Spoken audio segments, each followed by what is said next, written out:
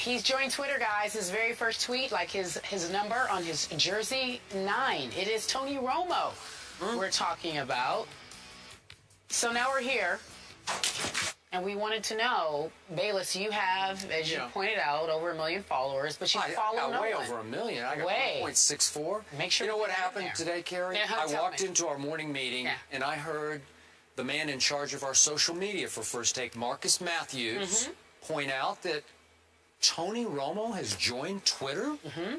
And I thought to myself, I follow nobody.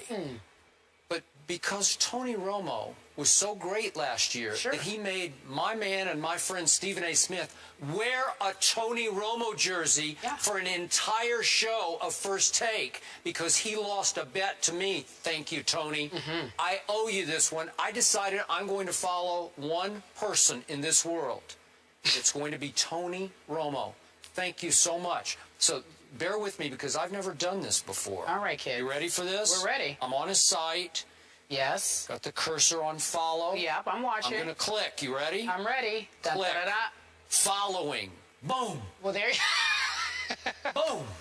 It happened. I'm following Tony Romo, and it feels so good. You know what, Stephen A.? It feels right. It feels like something I probably should have done a long time ago. Look at his face. Thank you, Tony, for making my man Stephen A. Smith wear that jersey. But, hey, Tony, your first interception, I just might have to unfollow. Or block. You might block him. I think he might follow you back. We have to wait and see. Breaking news. Your reaction. He wants you to follow him. Tony A. Smith. Oh, boy. Oh, boy. Oh, boy. You know what? What's wrong, boo? I don't even want to talk to you. I don't even want to talk to you. I mean, you know, this stinks on a multitude of levels. Number one, first of all, you're following a cowboy. Number two, you used as a source of inspiration the bet that I lost where I had to wear his jersey and a cowboy hat on my birthday. On your birthday. Oh. And you expect me to sit up here and want to talk to you about this? Skip Bayless, I never said this to you before. You can kick rocks. You can kick rocks, Skip Bayless. I don't even want to talk to you. I don't even want to talk to you right now. I mean, what a Benedict Arnold, what a Benedict Arnold you are. This might be one of the lowest blows you've ever thrown at me. This is really bad. Time out. Go ahead and follow him. I'm following one. Follow your friend.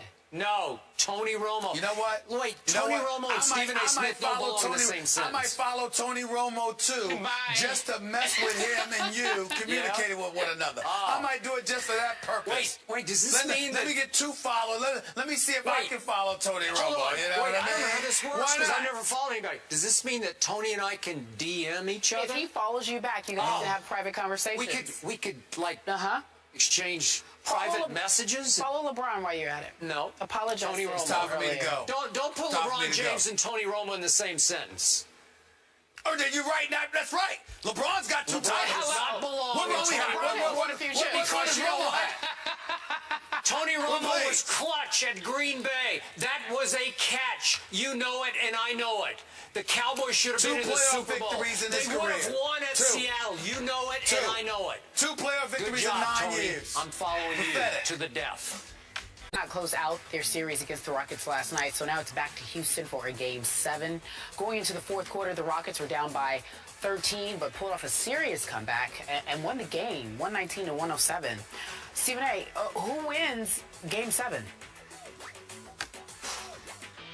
It's almost impossible to pick right now because I couldn't even recognize the Clippers last night. To be quite honest with you, I'm still shell-shocked by what happened to them. But this is a Game 7. They've got all the odds stacked against them.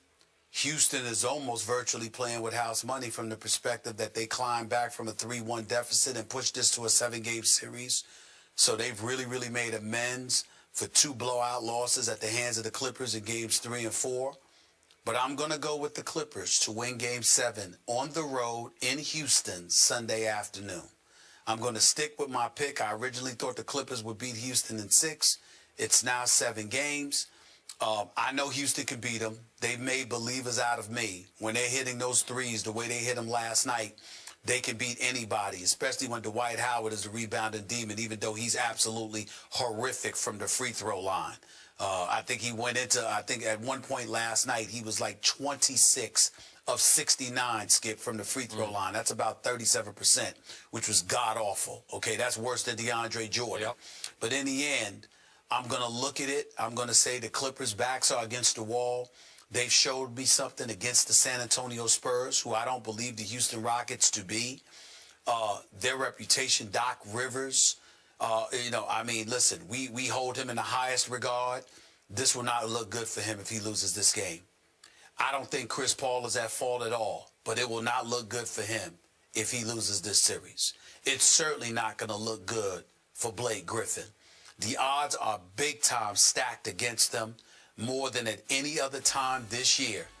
And all of the work, the hard work that they put forth with Doc Rivers arriving in L.A., with him having the banners of the Lakers, the championship banners covered over, you know, not seeing any semblance of the Lakers in Staples Center when the Clippers games are going on, to all the other changes that were made, to the new billionaire owner Steve Ballmer, and coming for L.A. the way that he is.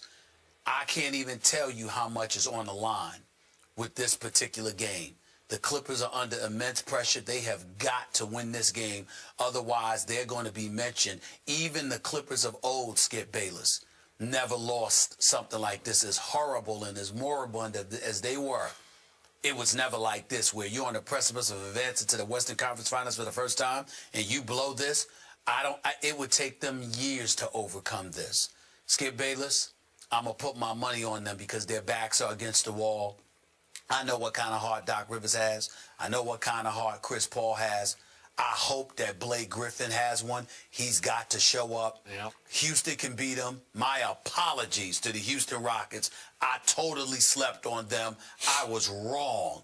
Period. McHale deserves credit. Dwight Howard deserves credit. Josh Smith, Corey Brewer, Jason Terry and them deserve credit. Even James Harden, even though he didn't play in the fourth quarter, obviously he was a league MVP candidate. It hurt me not to give it to him. I mean, even he deserves credit. But in the end, I'm going to go with the Clippers. Call it heart over mind or whatever. I just think that they have to win this game to have a decent future for years to come, rather than being looked at as the second-class citizens that they have been believed to have been all of these years. They've got to. They cannot lose Game 7 on Sunday, and I'm going to pick the Clippers to win this game. I'm going back and forth, and I'm going to agree with you. I'm going to go with the Clippers.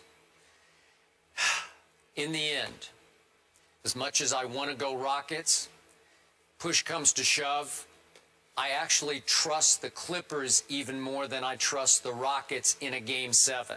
I've never been the biggest fan of this Rockets team, and it is killing my heart right now that my Spurs are not able to sweep the Rockets, because I believe they would have swept the Rockets. So now the Rockets get a Game 7 at home. But I look at what the Clippers have done and what they did to my Spurs. They won Game 4 at San Antonio, and they went back and won Game 6 at San Antonio. And then they went right to Houston with no Chris Paul, and they won Game 1. Miraculous. Maybe the Rockets took them too lightly. Remember, Blake Griffin had the triple-double that first game, 13 assists. Everybody scored. Austin Rivers scored 17, and even Matt Barnes had 20. Everybody. It was a tour de force with no Chris Paul. But it showed me a lot, I thought, about who the Clippers have become. I thought from the start of the Spurs series that this playoffs is going to be about the arrival of Chris Paul as a true superstar. And Stephen A., I will go to my grave saying the game he played against my Spurs in Game 7 back at the Clippers was all-time special, coming off the pulled hamstring or strained hamstring, whatever it was. And you can argue maybe the strained hamstring took a little pressure off Chris, that he could just say, okay, I'm just going to let it fly here, and it won't really matter what happens. But that shot he made over Tim Duncan to win that game, it was just all-time great. I don't know how he pulled it off, but he did. So I'm going to say he'll reach down and pull it off again. I'm not sure how Blake will play. Maybe Doc will have to resort to hack a Dwight and hack a Josh Smith. It may come down to that. It's going to be a wild shootout on Sunday afternoon at 3:30 Eastern, and I'm going to go 105-103 visiting All team. right, Skip and Stephen A are both saying that they feel like the Clippers will be able to get it done in Game 7. That's in Houston. We shall see. Obviously discussing it Monday on the show. When we come back, one of the Cowboy greats says the loss of DeMarco Murray was huge, and now the Eagles are the favorites in that division. What's the motivation behind said statement? The conversation, the debate on the other side. You and me bleed the same. He's joined Twitter, guys. His very first tweet, like his number on his jersey, 9. It is Tony Romo we're talking about. So now we're here, and we wanted to know, Bayless, you have, as you pointed out, over 1 million followers, but you follow no one. Way over 1 million. I got 1.64. So great last year that he made my man and my friend Stephen A. Smith wear a Tony Romo jersey for an entire show of First Take because he lost a bet to me. Thank you, Tony. I owe you this one. I decided I'm going to follow one person in this world. It's going to be Tony, following Tony Romo, and it feels so good. You know what, Stephen A? It feels right. It feels like something I probably should have done a long time ago. Look at his face. Thank you, Tony, for making my man, Stephen A. Smith, wear that jersey. But, hey, Tony, your first interception, I just might have to unfollow. Make sure you know what happened today, Carrie? I walked into our morning meeting, and I heard the man in charge of our social media for First Take, Marcus Matthews, point out that Tony Romo has joined Twitter. And I thought to myself, I follow nobody. But because Tony Romo was Romo, thank you so much. So bear with me because I've never done this before. All right, kid. You ready for this? We're ready. I'm on his site. Yes. Got the cursor on follow. Yep, I'm watching. I'm going to click. You ready? I'm ready. Click. Following. Boom. Well, there you Boom. It happened.